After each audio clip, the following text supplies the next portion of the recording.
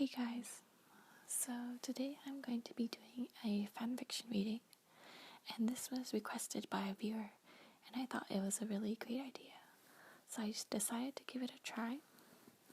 This is going to be a little bit different from my usual videos, so let me know in the comments if you want me to continue making videos like these. The fanfiction I'm going to be reading is called The Challenge, and it has 33 chapters, and the chapters are quite long, so I'm going to be splitting each chapter into a different video, and it features all the boys, but Louis is the romantic interest, so it should be interesting. I've never read this before, so I hope it's good. Alright, so we're starting with chapter 1, called Dropped Flyers. I smiled at Jimmy, handing him a paintbrush as he concentrated on tracing the cursive letters I had just written lightly in pencil on the wall. His blonde hair fell into his face shamelessly as his brow furrowed in focus, my own bright blue eyes drifting around the room to see a few other kids scattered around the room with books, trying their hardest to read. Glancing at the door, the sign caught my eye. Children's Dyslexic Daycare. Basically, I was volunteering here at the Children's Dyslexic Daycare to help these little kids that have dyslexia. We just help them try to grasp what letters and numbers wear what despite the mix-up that they have been experiencing already. It was hard to learn to read at the age of 5 when you had dyslexia, which doubled the hardness level drastically. This daycare was pretty much just looking after the kids and giving them extra help with their reading and writing skills. Melanie, could you go pass out the flyers? Margaret said she'd take care of your shift. A worker, Karen, asked me with a wary look. I nodded. Yeah, sure. Karen handed me the stack of papers and gave me a grateful look. I don't know what we'd do around here without you. I laughed, walking past her and through the hallway before slipping out the front door, being greeted by the great world of London. I had moved here when I turned 18 and heard about this volunteer job shortly after I rented myself an apartment. I've always liked helping people, and this was the best job yet. To keep the actual bills paid, though, I have to work part-time at Nando's, a restaurant. I don't mind being a waitress much, but after long hours and annoying shifts, you go home and want to collapse and never wake up. Sighing, I grabbed a few flyers and began stapling them onto posts, taping them onto metal lamp posts and handing them out. As I was walking, though, I ducked my head down to look at the amount of flyers I still had left. On the top red in bolded letters, help raise money for children with dyslexia. Really, we were just trying to raise money to help pay for the expenses of the new location the daycare had obtained, as well as some new books that can help teach new methods to the kids and make it easier for them. Shit, I cursed just as I ran into someone, my flyers falling out of my arms while I stumbled backwards. 2 hands shot out and steadied me, saying, "Oh, shit. Does anyone watch where they're going?"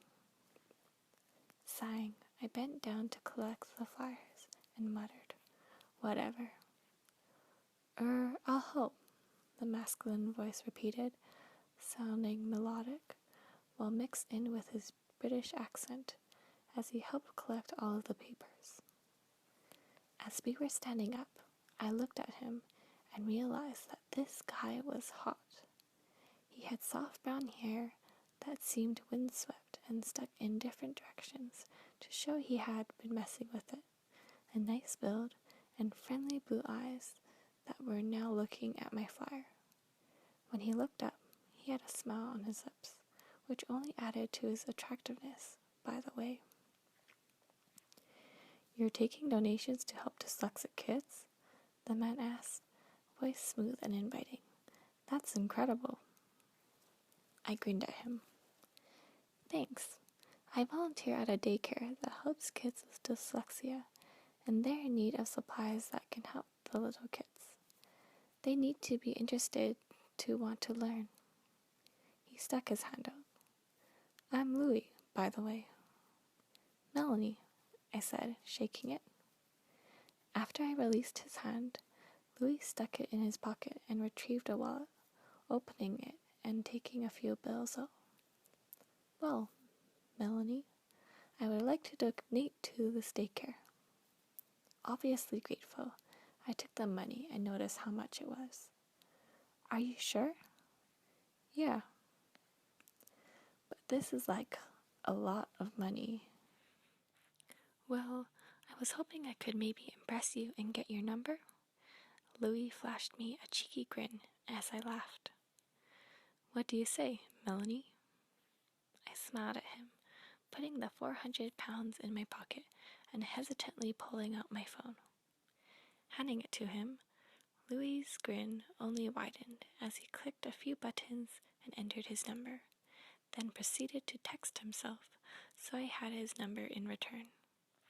When he handed it back, his blue eyes were sparkling, and I was mentally high-fiving myself for getting asked out by such a hot guy that seemed to be pretty nice.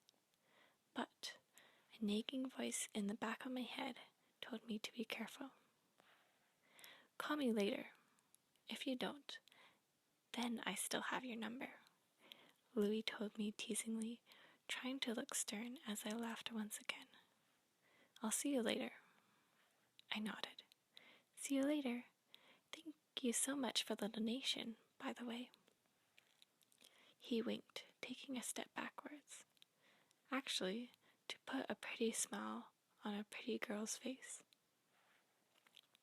Turning around, Louis continued to walk through the crowds of people as I watched after him, slightly dazed. Did that really just happen? Attempting to shake it off, I continued to pass out the flyers and hang them up before my arms ached, and I decided to go back to the daycare. Walking back took around 10 minutes. I hadn't ventured very far, and if I did, I would be walking back shortly after. When I got back into the daycare, I smiled at a few parents who were picking their children up. Jimmy ran over to me and latched onto my leg, giving it a nice squeeze and hug as I giggled at him, ruffling his blonde hair. Looking up at me with the biggest blue eyes, I bit my tongue so I wouldn't awe at him, and watched as his eyes narrowed, knowing I was smiling because he was so cute. "I don't like it when you always call me cute, Miss Melanie," Jimmy said, slowly prying himself off of me. "You make me feel like a kid." I grinned at him. "Because you are a kid." Widening his eyes, I looked around before whispering, "Shush. I want to be taken seriously around here, okay?" "Okay, Jimmy," I said with a laugh.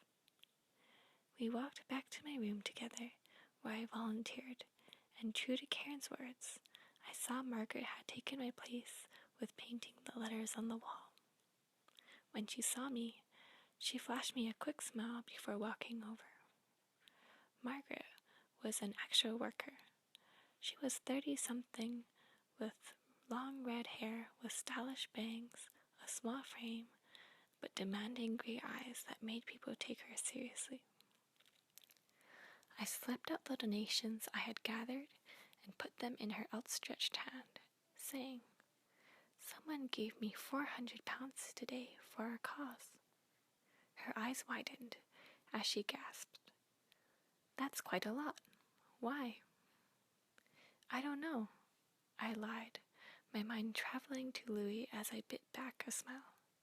"Anyway, I'm going to finish up while the rest of the parents pick up their kids, all right?"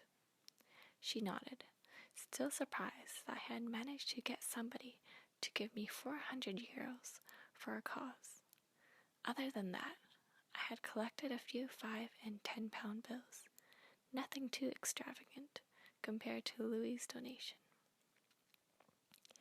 As Margaret left the remaining 8 kids in my care, I walked over to the double windows and pushed them open to let some of the nice day travel into the daycare room.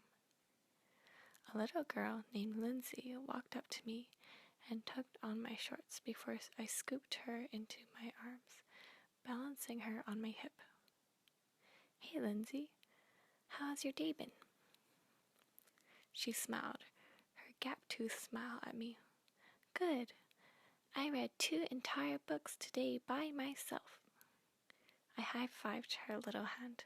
"Good job.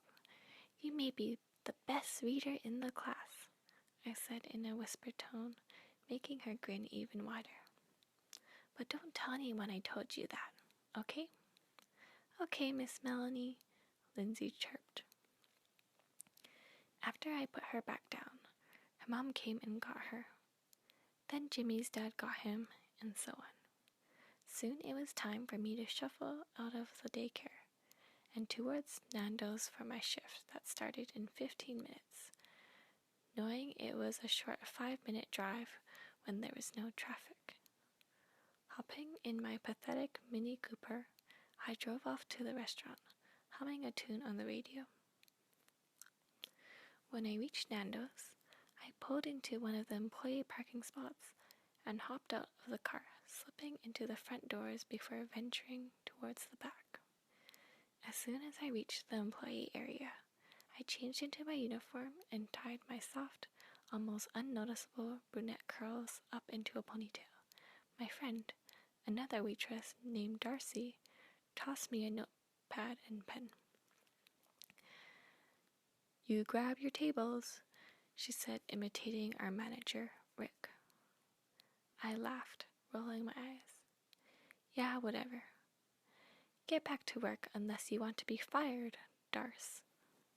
She just grinned at me. Rolling my eyes at my gorgeous blonde-haired friend, I walked past her to see her batting her bright green eyes innocently at me and snorted unattractively. She burst out in laughter at this, but I just walked out towards my tables and circled around them, greeting them with my name and a smile that, thankfully, didn't look as fake as it was. After I got my first round of drinks for the first 3 tables, I collected their dinner order and put it in with the kitchen. Another group of 5 boys with hoods covering their heads and Ray-Ban glasses covering their eyes strolled into my section, slipping down in one of my seats as they talked. My brow furrowed as I watched them look all suspicious, but approach them nonetheless. "Hi, I'm Melanie, and I'll be your waitress," I said, handing them menus as they all stared at me through their glasses. "Do you need a minute, or do you know what you want to drink?" The one in the green answered in an Irish accent. "I think we can order now." I nodded, slipping out a pad and pen, and taking 4 orders before landing on the 5th boy. He was in a zip-up blue hoodie.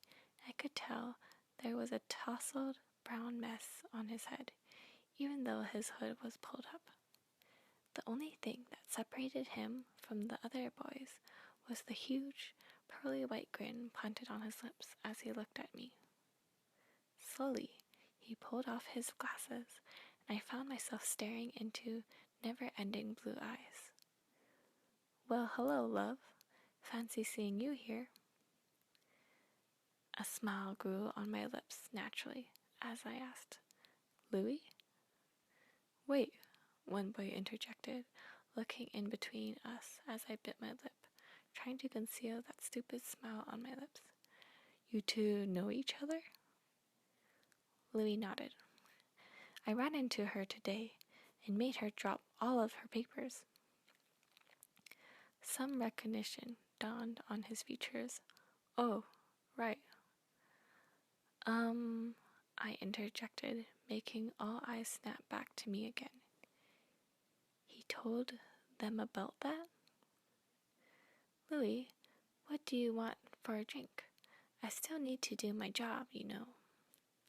Right, he said, chuckling sheepishly. I'll take an iced tea. I nodded, somewhat awkwardly turning around and walking back towards the fountain and getting their drinks. Why were they all in disguises? They looked like they were doing something illegal or running away from the police before they could be caught from doing something illegal. My eyes widened slightly as I stopped putting the drinks onto a tray, my mind wandering off. Nervously, I bit my lip and brought the tray of drinks back to the boys. After handing them out, I hurried away, not liking how sketchy these boys looked right now. Oh God, what if I just got myself involved with a gang member? Panicking, I picked up my pace, but heard Louis call my name from the table before I could hide in the kitchen with the chef.